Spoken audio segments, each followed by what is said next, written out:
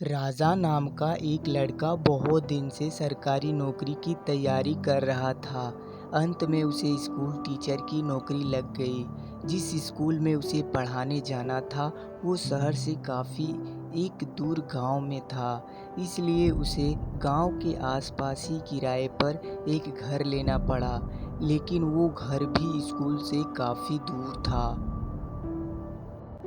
राजा रोज पैदल स्कूल आने जाने लगा। कुछ महीने बाद जब उसके पास अच्छे खासे पैसे जमा हो गए तो उसने उस पैसे से एक बाइक खरीद ली ताकि और उसे पैदल स्कूल न जाना पड़े। राजा जब भी स्कूल जाता और रास्ते में कोई उसे पैदल दिख जाता तो वो उसे अपने बाइक पर लिफ्ट दे देता। स्कूल से वापस आते समय भी राजा वही करता। ऐसा एक भी दिन न हो जिस दिन उसने किसी को अपने बाइक पे बिठाए बिना स्कूल गया हो या फिर वापस अपना घर आया हो। उसने जितना हो सकता वो सबकी मदद करने की कोशिश करता। एक दिन जब राजा स्कूल से घर जा रहा था तो उसे एक आदमी रास्ते पर अकेले पैदल चलता दिखा। उसने रोज की तरह उस आदमी के पास जाकर बोला कि आप मेरे बाइक पर बैठ जाइए, मैं इसी रास्ते से जा रहा हूँ, आपको आगे छोड़ दूँगा। वो आदमी खुशी खुशी बैठ गया।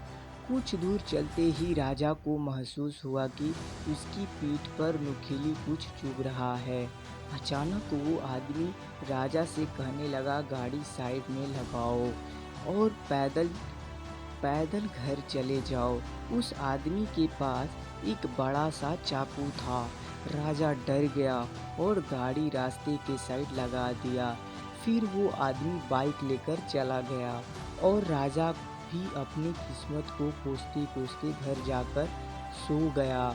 राजा बहुत दुखी था और भगवान से बार बार ये कह रहा था कि मैंने तो सबकी मदद करना चाहा, फिर मेरे साथ ऐसा क्यों। अगले दिन जब सोकर उठा तो उसने देखा कि बाइक घर के बाहर खड़ी है और उस पर एक चिट्ठी भी रखी है। जब उसने चिट्ठी को खोल के पढ़ना शुरू किया तो उसमें लिखा था, मास्टर जी मुझे माफ़ कर देना, मुझे पता नहीं था आपकी बाइक आसपास की गांव में इतनी पॉपुलर है। जिसने भी मुझे इस बाइक पर देखा उसने ही मुझसे पूछा कि ये तो मास्टर जी की बाइक है, तुझे ये कहाँ से मिला। सबको पता चल गया कि मैंने आपकी बाइक चोरी की है, इसलिए मैं आपको आपका बाइक लौटा रहा हूँ। हो सके तो मुझे माफ़ कर देना। इस चिट्ठी को पढ़ने के बाद राजा बहुत खुश हुआ और भगवान का धन्यवाद किया। उससे ये विश्वास हो गया कि भगवान हमेशा अच्छे के साथ अच्छा ही करता है। इस छोटी कहानी से ये सीख मिलती है कि हमेशा दूसरों की मदद करते रहो, भगवान आपके साथ गलत नहीं होने देगा।